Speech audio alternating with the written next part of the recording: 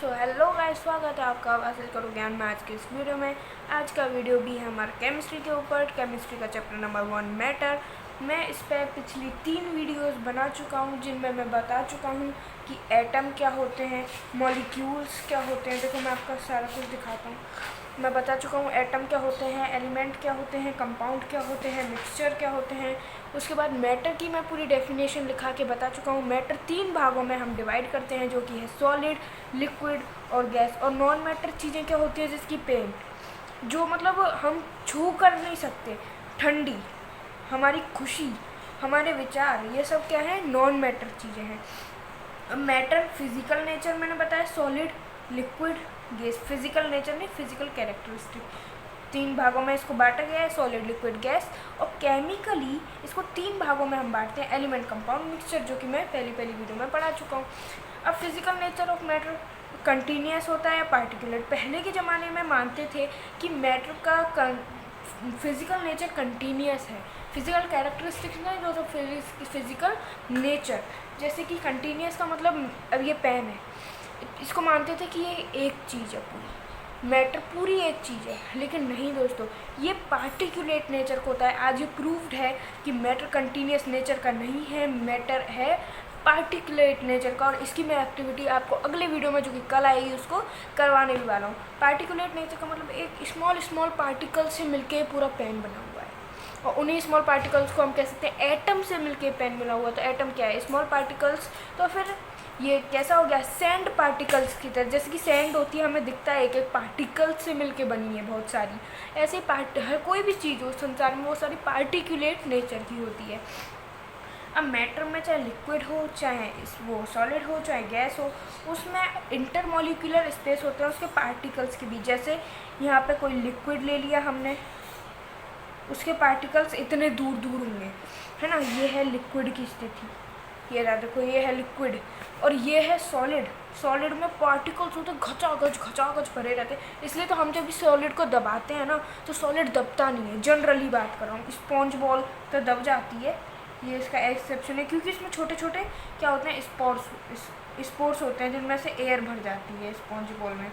लेकिन जनरली कोई भी सॉलिड दबता नहीं है। और गैस में जो पार्टिकल्स होते हैं बहुत दूर दूर होते हैं। तो इन दो पार्टिकल्स के जो बीच में स्पेस होता है ना, या फिर कह सकते हैं जो एयर होती है, स्पेस होता है दो पार्टिकल्स के बीच, space between particle of matter, उनको हम एक और नाम देते हैं, जो कि देते हैं हम वॉइड्स।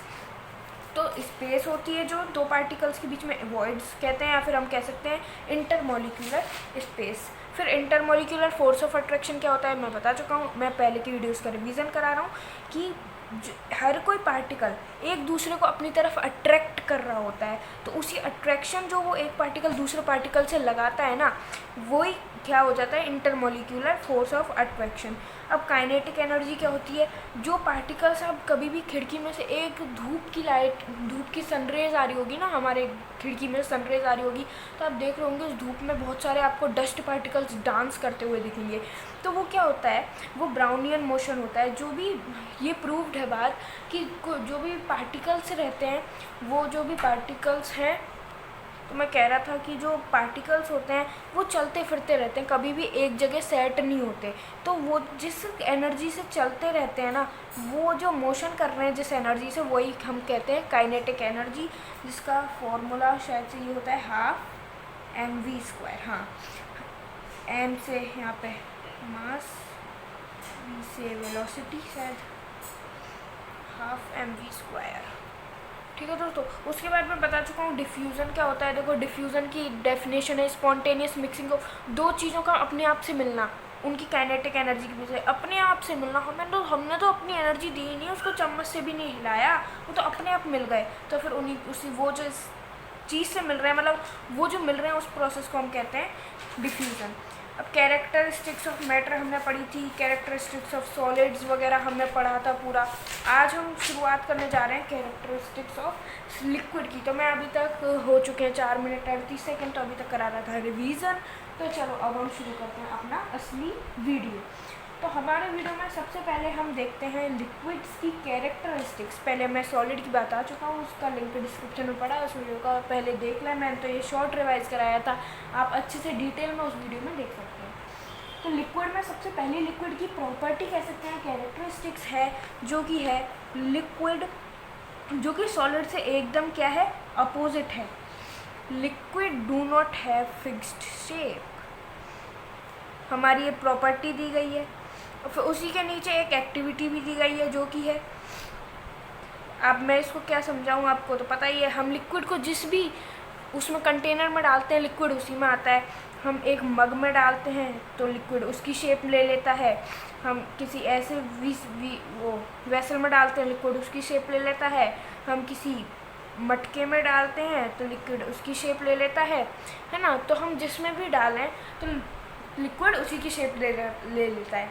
तो हमसे एक्टिविटी में यही कराया गया है, हमें बोला है कि आप 4-5 अलग अलग शेप के वेसल ले लो, 100 ml वगैरह कुछ पानी ले लो, डाल के देखो लिक्विड होगा, सबके अपनी शेप ले लेगा उन सभी से। तो दोस्तों इस एक्टिविटी को मुझे नहीं लगता कराने की ज़रूरत है, क्योंकि यार ये नॉर्मल है, हम सब देखते ही हैं इसे, तो ये कोई अलग सा नहीं है इसमें। तो अब सेकंड लिक्विड की हम प्रॉपर्टी देख लेते हैं, जो कि है लिक्विड ऑक्यूपाई डेफिनेट वॉल्यूम और कीप देयर वॉल्यूम हम बोल सकते हैं। लिक्विड होता है उसका वॉल्यूम फिक्स्ड रहता है, फिक्स्ड। मान लो आपने इसमें लिया है ना, इसका कुछ लेंथ होगा, इसका कुछ ब्रेथ होगा, इसका कुछ हाइट होगा, फिर आपने इसी को इसमें ले लिया, ऐसे देखना, तो देखना लिक्विड ऊपर चला जाएगा। क्यों?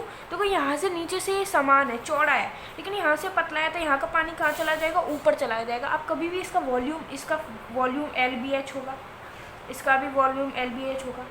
L, B और H अलग अलग होंगी इसकी वैल्यूज़, लेकिन जब आप इनको इंटू करोगे ना तो सेम वैल्यू आ जाएगी। जैसे 2 × 3 × 4, और यहाँ पे कितना हो जाएगा 24, और 24 को हम लिख सकते हैं 6 × 4 × 1। मान लो ये 1L है, ब्रेथ है 4, ये है ये, तो फिर देखो सेम वैल्यू आ गई ना इसकी भी 24। तो ऐसा कुछ होगा कि लेंथ ब्रेथ हाइट अलग अलग होगी, लेकिन किसी कंटेनर में लो वॉल्यूम फिक्स्ड होगा। अगर आप नहीं जानते वॉल्यूम क्या है, तो वॉल्यूम होता है space occupied by any matter. कोई भी चीज़ स्पेस ऑक्यूपाई करती है उसी को हम बोलते हैं वॉल्यूम। अब हम हमारे तीसरे पॉइंट पे चलते हैं, जो कि है liquid have fluidity and not rigidity. Fluidity तो लिक्विड, अभी हम लिक्विड के केस में बात कर रहे हैं, और रिजिडिटी। अगर हम इन दोनों चीज़ों को देखते हैं तो फ्लूइडिटी लिक्विड में होती है और रिजिडिटी लिक्विड में नहीं होती। और फ्लूइडिटी और रिजिडिटी क्या होती है? रिजिडिटी होती है सॉलिड में, फ्लूइडिटी है लिक्विड में। अब कोई भी चीज़ रिजिड है, आप समझ रहे हो ना, खरखरा है, मतलब अब आप पानी को छुओगे स्मूथ है, सॉफ्ट है, लेकिन आप किसी चीज़ को छू लो, आपको भले वो कितना टाइल्स ले लो, चिकनी कितनी स्मूथ लगे, लेकिन आप उसको माइक्रोस्कोप पे लेवल पे देखोगे ना तो उसका स्ट्रक्चर कुछ ऐसा बहुत रफ़ है। लेकिन वहीं लिक्विड को देखोगे तो उसका स्ट्रक्चर रफ़ नहीं है। और फ्लूइडिटी मतलब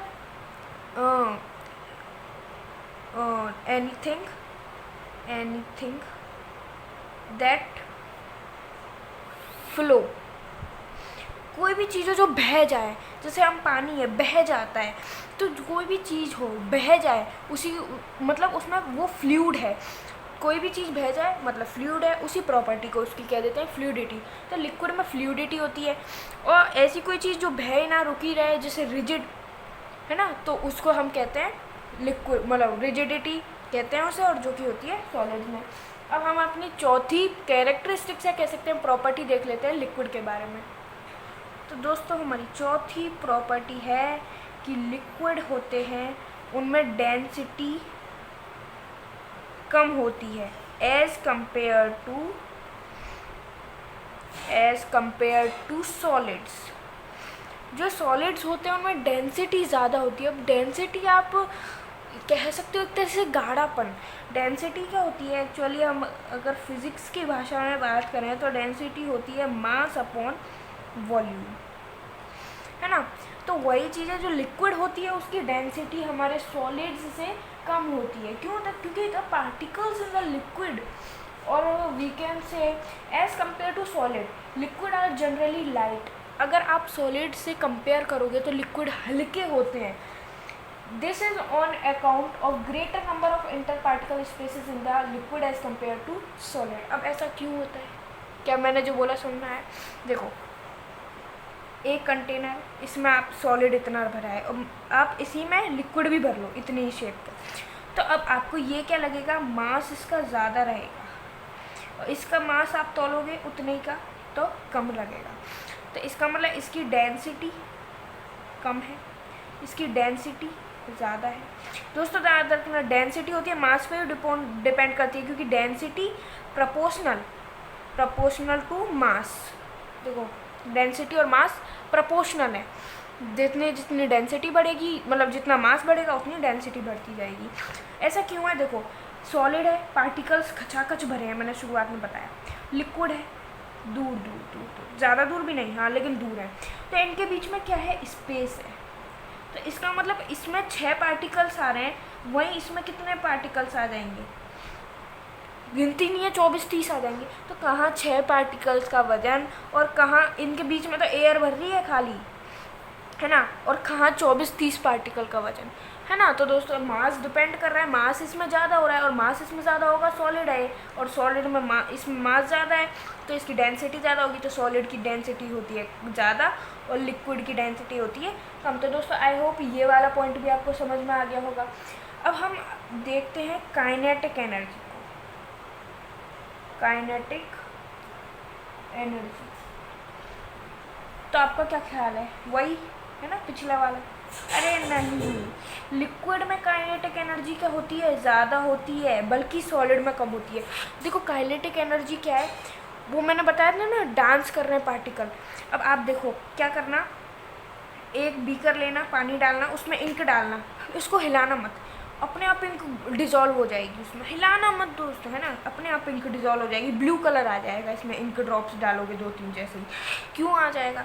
क्योंकि देखो जो लिक्विड है ना, उसके पार्टिकल्स मूव कर रहे हैं, ऊपर है, ऊपर से नीचे जा रहे हैं, इधर उधर ठोकर मार रहे हैं, चल रहे हैं, घूम रहे हैं, हमें दिखते नहीं है वो अलग बात है, लेकिन हाँ पानी में गंदगी हो ना तो आपको दिख जाएंगे, लेकिन तब भी नहीं दिखेंगे क्योंकि जो गंदगी होती है वो भारी होती है, दैट मीन से वो नीचे बैठ जाती है। लेकिन अगर माइक्रोस्कोप लेवल पे देख लोगे, इलेक्ट्रॉन माइक्रोस्कोप भी नहीं, कंपाउंड माइक्रोस्कोप, कम पावर के माइक्रोस्कोप से भी ये देखने को मिल जाएगा हमें कि जो पार्टिकल्स है लिक्विड के वो मूव कर रहे हैं। तो हमने यहाँ पे बूंद डाली, लिक्विड डाला, तो वो सॉरी इंक डाली, तो इंक क्या है, पार्टिकल्स यहाँ तो मूव कर रहे हैं, तो इंक भी ऐसे घुल गई। और लेकिन सॉलिड, वहीं पे आप एक कटोरी में क्या बोल, एक जग है, जग पे बूंद डालो, बूंद नीचे फिसल के गिर जाएगी, कोई घुलेगी थोड़ी है, जग का रंग पूरा जग में ऐसा ही हो सकता है यहाँ का रंग ब्लू हो जाए क्योंकि उसके ऊपर हमने गिरा दिया, ऐसा थोड़ी है पूरा ब्लू हो जाएगा, यहाँ पे भी ब्लू हो जाएगा, नहीं ना। सॉलिड्स में काइनेटिक एनर्जी कम होती है और उसी कंपैरिजन में काइनेटिक एनर्जी होती है, जो भी होती है हमारा फॉर्मूला 12mv², वो उसमें काइनेटिक एनर्जी क्या होती है, ज़्यादा होती है। और हाँ दोस्तों, यहाँ पे v से वेलोसिटी नहीं है, v से है वॉल्यूम, मैंने शुरुआत में फॉर्मूला गलत बता दिया था। अब छठी और हमारी आखिरी प्रॉपर्टी देख या फिर कैरेक्टरिस्टिक्स देख लेते हैं हमारे कि लिक्विड का, particles in the liquid state can easily diffuse. Diffusion, क्या ख्याल है भाई, डिफ्यूज़न लिक्विड में और सॉलिड में, बताओ। सॉलिड में कम होता है डिफ्यूज़न और लिक्विड में ज़्यादा होता है। अरे यार देखो, इंक घुल रही है, डिफ्यूज़न क्या होता है, मिक्सिंग ही तो होती है अपने आप से, spontaneous mixing of two particles on their own is called diffusion. मैंने आप पहले वीडियो में डेफिनेशन लिखा है, ये समझाया है, तो वही तो है। हमने एक ग्लास लिया, उसमें इंक डाल दी, अपने आप घुल गई, क्या है, डिफ्यूज़न है। तो अगर देखो दोस्तों, डिफ्यूज़न और काइनेटिक एनर्जी के ये दोनों है ना बहुत ज़्यादा रिलेटेड टर्म है। अगर किसी चीज़ की काइनेटिक एनर्जी ज़्यादा होगी ना तो अपने आप से डिफ्यूज़न ज़्यादा है, लेकिन अगर किसी चीज़ की काइनेटिक एनर्जी कम हो जाएगी ना तो उसका डिफ्यूज़न भी कम हो जाएगा। देखो काइनेटिक एनर्जी क्या है, पार्टिकल्स चल रहे हैं, घूम रहे हैं, टक्कर मार रहे हैं, यही है। अब देखो पार्टिकल चल रहे हैं, घूम रहे हैं, टक्कर मार रहे हैं, तो चलते रह रहे हैं वो, तो हाल घुल जाएगा, है ना, चलाना पड़ता है ना, तो उसमें तो पहले से ही चल रहे हैं। लेकिन मान लो सॉलिड है, पार्टिकल बैठे हुए हैं शांति से, तो काय का घुलेगा। तो दोस्तों ये थी हमारी छठी प्रॉपर्टी।